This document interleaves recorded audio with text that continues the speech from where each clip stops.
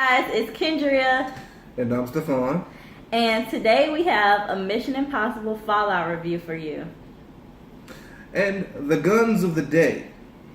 I got my SIG Sauer P226 that I've so emotionally, passionately, affectionately named Noah.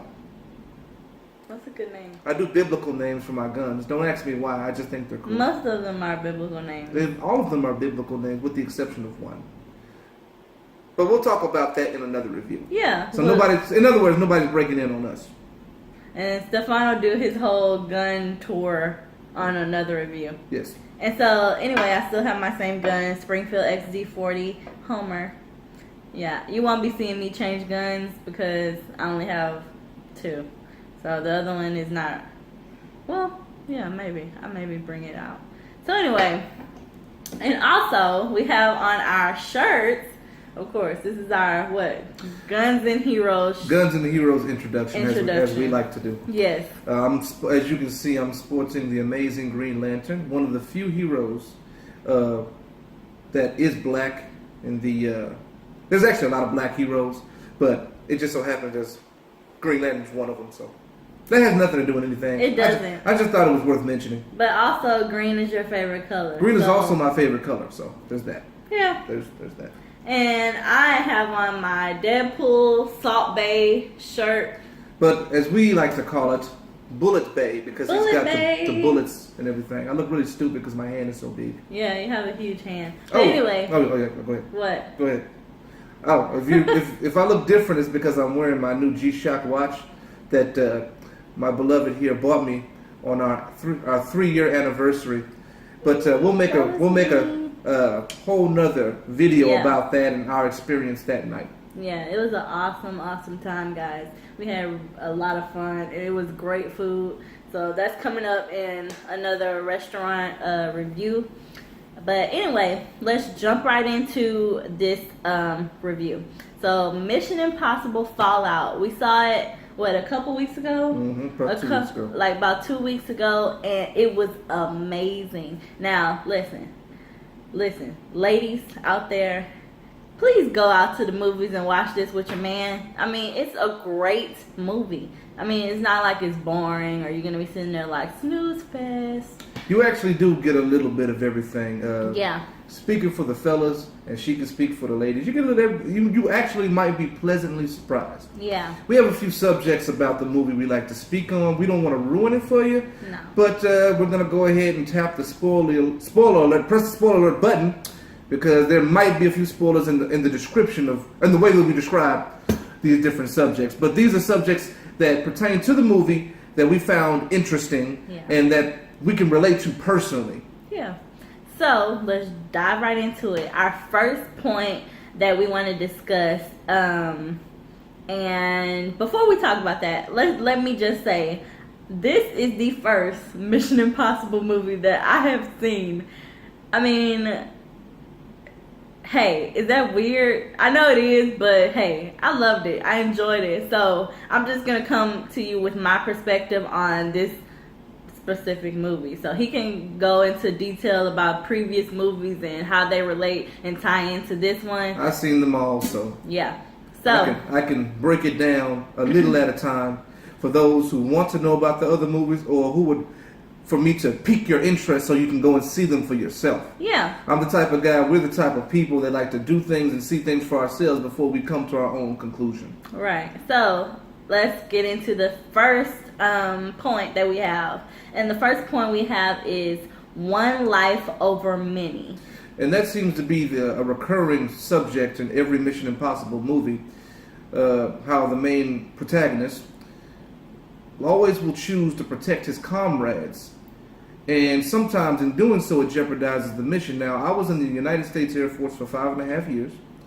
And I was blessed to say that I graduated from one of the local police academies here in my hometown. And not to mention, I do private security. Now, I know the importance of the mission and how sometimes there will be casualties of war. That is just the nature of, a man or a woman who chooses to protect the good of the people, do things for the good of the people. It's not an easy way to live your life. It's actually quite stressful, but it's fulfilling and satisfying, and you end up loving it. You love it. You're not a normal person when you choose that way of life. Choosing the one life over the many, me personally, I'm just not the type of guy who can leave a comrade behind. I'm just not that kind of person. You have to weigh the circumstances, weigh the situation, and in this movie, he did just that. And for those who know the Mission Impossible series, you know that Tom Cruise plays the hell out of that part. Excuse my language, but he really, really does. With all of that being said,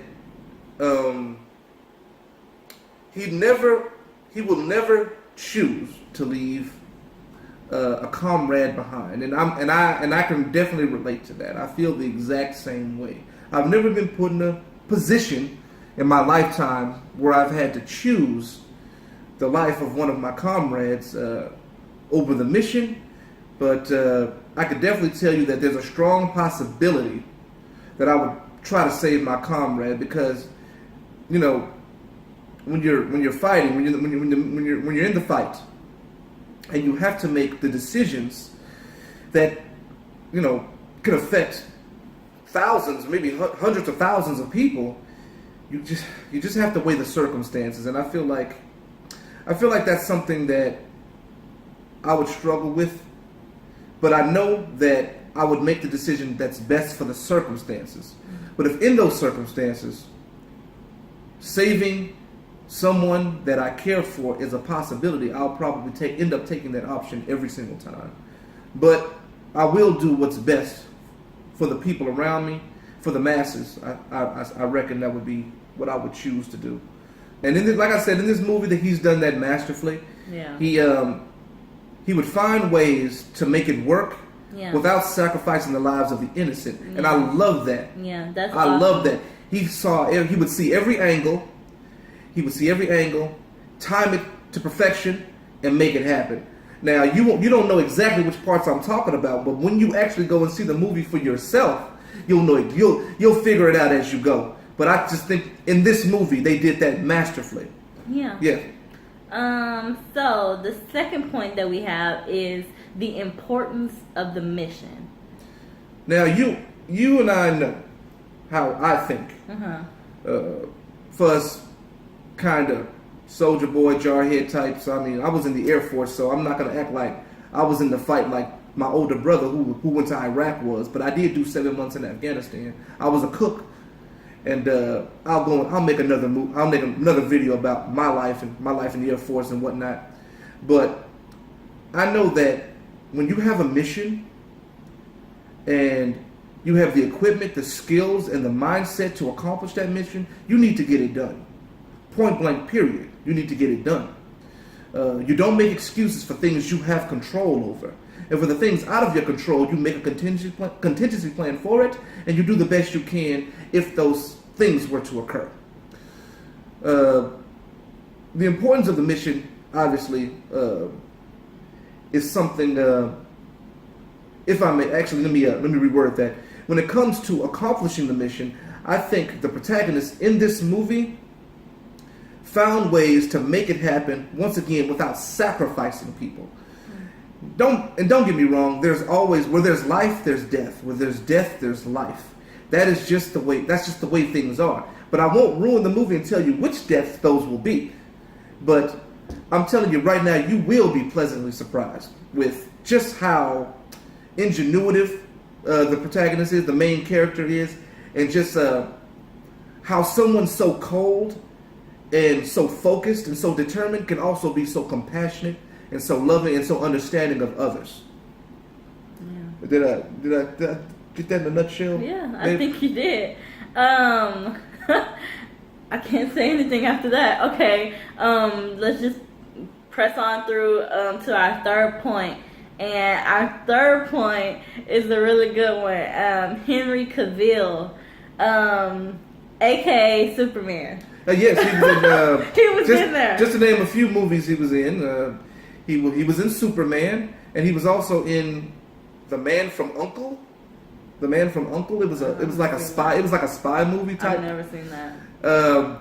He's a tall, handsome, muscular man, and boy howdy, he throws some. Even in the movie, he yeah. throws some heavy punches when he was playing Superman. Yeah. He throws some heavy punches. Now, if you've seen him as Superman, going into Mission Impossible, this movie is gonna kind of throw you for a loop. We're not gonna give you everything, but it's kind of gonna throw you for a loop.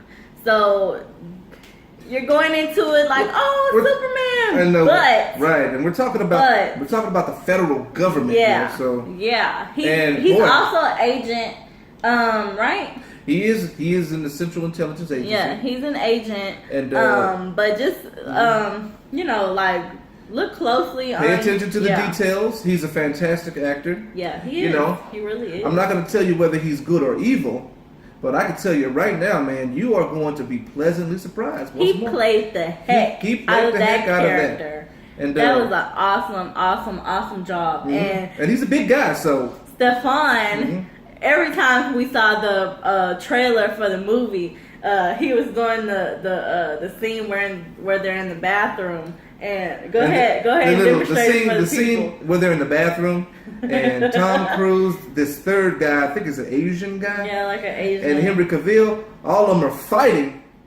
And, Henry Cavill takes his jacket off and he kind of, he just gets his hands together and he starts throwing these big, heavy punches. I'm all like, man, I'd hate to get hit every by that guy. Every 5 seconds.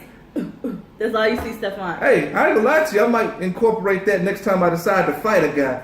I mean, because, I'm 5'10", 235, so I can throw some heavy punches myself. But this guy's taller and bigger than I am. Yeah. So I can only imagine how heavy his punches are. But man, I have to say that's probably my second favorite scene in the movie.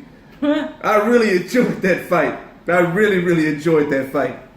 Yeah, but yeah, we were really glad to see Superman, aka Henry Cavill. Yeah, but we know him as Superman. He's just Superman to us. We can't wait till we see another Superman, movie with him in it. With him, and we're not doing a review on Superman. We're doing a review on Mission Impossible, but we enjoyed Superman. Yeah, that's all we're saying.